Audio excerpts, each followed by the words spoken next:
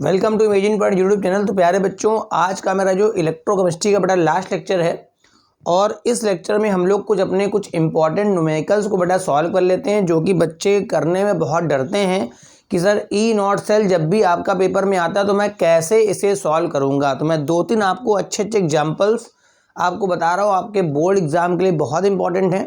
ठीक है, अगर आप उनको कर लेंगे तो इस तरह का क्वेश्चन आपका पेपर में कभी भी नहीं छूटेगा। ठीक है, अब देखो मेरे पास एक क्वेश्चन लिखा है calculate EMF of the cell. देखो, अगर पहली बात तो अगर आपसे ईएमएफ कह रहा है, ठीक है, उसने आगे स्टैंडर्ड वर्ड नहीं लगाया है, तो पहली बात तो वो इलेक्ट्रोड पोटेंशियल की बात कर रहा है, वो ई नॉट की बात नहीं कर रहा है। ठीक है, अगर वो आपसे ईएमएफ कह रहा है, स्टैंडर्ड वर्ड नहीं लगा रहा है, तो वो पहली बात तो इलेक्ट्रोड पोटेंशियल की बात कर रहा है, वो स्टैंडर्ड की बात ही नहीं कर रहा है। इसका मतलब मेरे को नेक्स्ट इक्वेशन को अप्लाई करना पड़ेगा।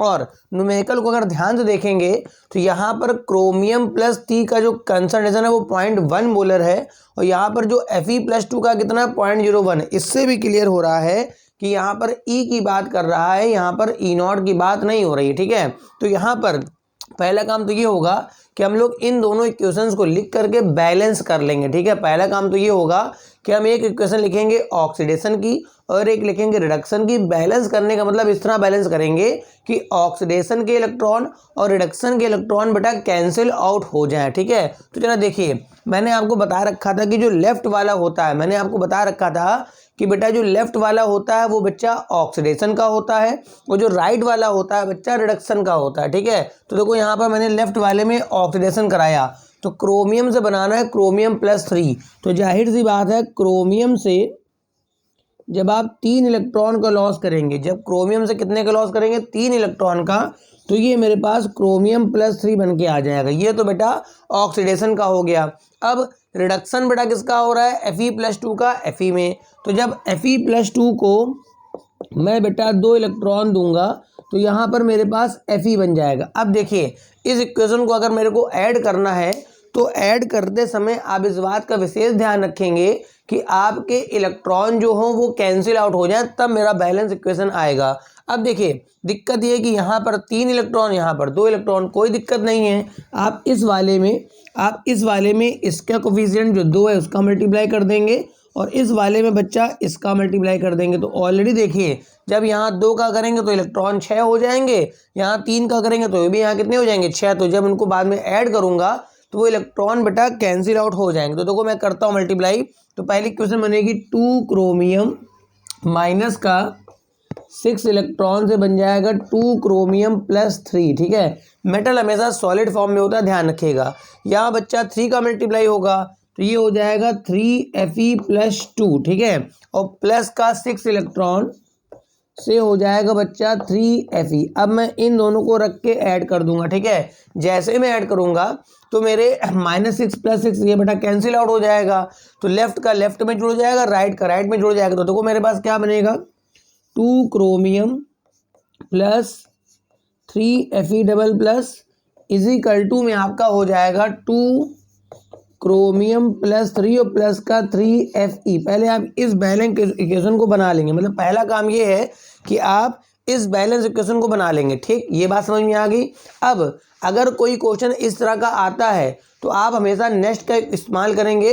फॉर्मूला होता है नेक्स्ट का, E cell = E naught cell minus का 0.0591 अपॉन में n होता है। अभी मैं n बता रहा हूँ, यहाँ पर क्या है, अपॉन में n है, और लॉग में बेटा ऊपर होता है, ऊपर समझिए कि आपका राइट वाला स्पेसिस लिखना होता है और नीचे आपको लिखना होता है लेफ्ट वाला। हाँ, इसमें जो आगे टर्म लिखा होगा वो पावर में जाएगा। पहले देखिए राइट वाला क्या है, राइट वाले में आयरन तो मैं नहीं लिखूंगा क्योंकि आयरन बेटा सॉलिड फॉर्म में होगा, मैं लिखूंगा क्रोमियम। तो यहाँ पर क्रोमियम +3 और इसकी पावर में मैं 2 लगा दूंगा। पावर में 2 क्यों लगा दिया, बात समझ रहे हैं। प्लस लेफ्ट वाले को नीचे लिखना होता है। मैं यहाँ क्रोमियम नहीं लिखूंगा क्योंकि क्रोमियम सॉलिड फॉर्म में, उसका एक्टिव मास 1 होगा, तो मैं यहाँ लिखूंगा Fe+2 की पावर में 3। इतनी बात क्लियर है। ये मेरे पास इक्वेशन नंबर 1 हो गई। यहाँ तक बात समझ में आ रही है। अब बताइए, अगर मेरे को ई सेल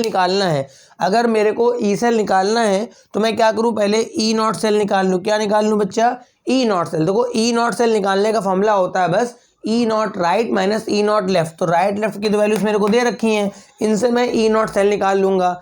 एन क्या होता है बेटा, पूरे प्रोसेस में जितने भी आपके इलेक्ट्रॉन्स खर्च हुए हैं उनकी संख्या बेटा एन होती है। तो यहाँ साफ दिख रहा है कि जो एन है बेटा, जो साफ दिख रहा है वो एन है, वो 6 है। ठीक है, तो पहला काम मैं करूँगा यहाँ पे ई नॉट सेल निकालूंगा। क्या निकालूंगा?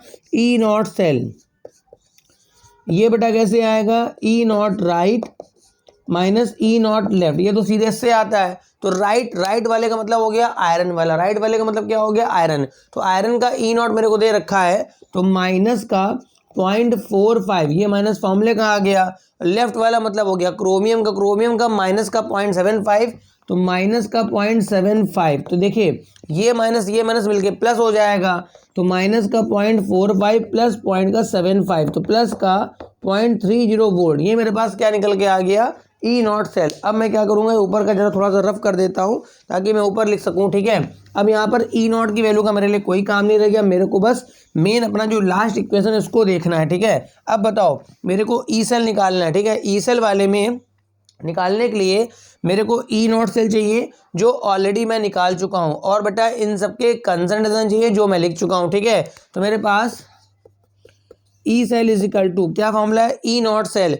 ई नॉट सेल आ गया बच्चा प्लस का 0.30 वोल्ट मत लिखिए, रहने दीजिए, माइनस का 0.0591 अपॉन एन, यहाँ पर 6 आएगा। कैसे 6 आ गया बेटा? आप देखेंगे तो ओवरऑल प्रोसेस में आपके 6 इलेक्ट्रॉन खर्च हुए हैं। कितने खर्च हुए हैं? 6। और ये हो जाएगा बच्चा लॉग, ऊपर लिखना है क्रोमियम प्लस 3 का जो कंसंट्रेशन, क्रोमियम प्लस 3 बेटा कितना मेरे पास? 0.1, इसकी पावर 2 मतलब 0.1 इंटू 0.1 अपॉन में नीचे क्या लिखना है बच्चा? आयरन प्लस 2 का पावर 3, मतलब ये हो गया 0.01 इंटू 0.01। यहाँ तक बात क्लियर है? अब जरा मैं इसको थोड़ा सा रफ कर देता हूँ, फिर देखता हूँ यहाँ पर क्या सॉल्व हो सकता है। ठीक है, अच्छा ये ई सेल बेटा ऐसे रहेगा, कोई चेंज नहीं, प्लस का 0.30 माइनस 0.0591 अपॉन 6। अब इसको ज़रा सॉल्व कर लेते हैं। ठीक है, लॉग पहले लिख लेते हैं, पहले क्या लिख लेते हैं? लॉग। तो ये मेरे पास लॉग हो गया। अब देखिए ये हटाओगे, ये 2 0 2 0 नहीं, ऊपर हो जाएगा 10 टू पावर 6, और बच्चा नीचे हो जाएगा 10 टू पावर, ये 2 हटाओगे ना तो 10 टू पावर 2 हो गया। और बताइए 10 टू पावर 4 बचा, 10 टू पावर क्या बचा? 4। तो 0.30 माइनस 0.0591 अपॉन 6, ये हो जाएगा लॉग 10 टू पावर 4 बेटा पहले आ जाएगा, तो 0.30 माइनस 0.0591 अपॉन 6, 4 पहले आ गया, लॉग 10 की वैल्यू 1 हो जाएगी। अब आप इस वैल्यू को सॉल्व कर लेंगे तो पूरे सेल का आपका क्या निकल के आ जाएगा? ई नॉट। फटाफट इसको बना लीजिए, फटाक से वीडियो पॉज करके। ठीक वैसा बना लिया होगा। अब देखिए मैं यहाँ पर अपना अगर क्वेश्चन बदल देता हूँ। ठीक है, अगर मैं अपना यहाँ पर क्वेश्चन बदल देता हूँ, सपोज करो मैंने यहाँ पर एक ले लिया जिंक, एक ले लिया कॉपर। ठीक है, मैंने ले लिया, यहाँ लिखा Zn, और Zn के आगे लिखा 0.1 मोलर Zn, और यहाँ लिख दिया Zn प्लस 2, यहाँ सिंगल लाइन होगी, सिंगल लाइन Zn प्लस 2। ठीक है, यहाँ पे 0.1 मोलर नहीं होगा, सॉरी गलती हो गई। तो देखो यहाँ पर क्या होगा बता रहा हूँ, ये जिंक होगा, जिंक सॉलिड, उसके बाद Zn यहाँ प्लस 2, 0.1 मोलर, 2 लाइनें, copper double plus 0.01 molar, single line copper. ठीक, और मैं आपको दे रहा हूँ E naught of copper plus 2 copper, ये हो गया प्लस का 0.34 volt, E naught Zn double plus से Zn, ये हो गया माइनस का 0.76 वोल्ट। ठीक, अब इस क्वेश्चन को आप सभी बच्चे करके भेजिएगा, क्योंकि अब इसमें इस चैप्टर में कुछ नहीं बचा है बेटा, यही लगभग रह गया था। तो मैंने आपको मेन न्यूमेरिकल बता दिए, बाकी जो सेल वगैरह है ड्राई सेल है, बाकी जो बैटरी वगैरह है वो आपका मेमोरी वाला है, याद करने वाला है, तो वो इसमें इतना बहुत बड़ी साइंस रॉकेट साइंस नहीं है। तो ड्राई सेल है, हाइड्रोजन सेल है, फ्यूल सेल है, तो इनको आप देख सकते हैं आराम से, कोई बहुत बड़ा इशू नहीं है। तो ये मैंने आपको क्वेश्चन करने के लिए दिया है, ये चैप्टर लगभग फिनिश हो गया है। अब इसके बाद यूपी मतलब जो भी बोर्ड एग्जाम वाले बच्चे पढ़ रहे हैं उनके लिए बेटा कुछ 30 टॉपिक्स के लिए कुछ क्वेश्चन आएंगे, तो लगातार आप कनेक्ट रहिए और आपके पास आपके लेक्चर आते रहेंगे। Thank you for watching.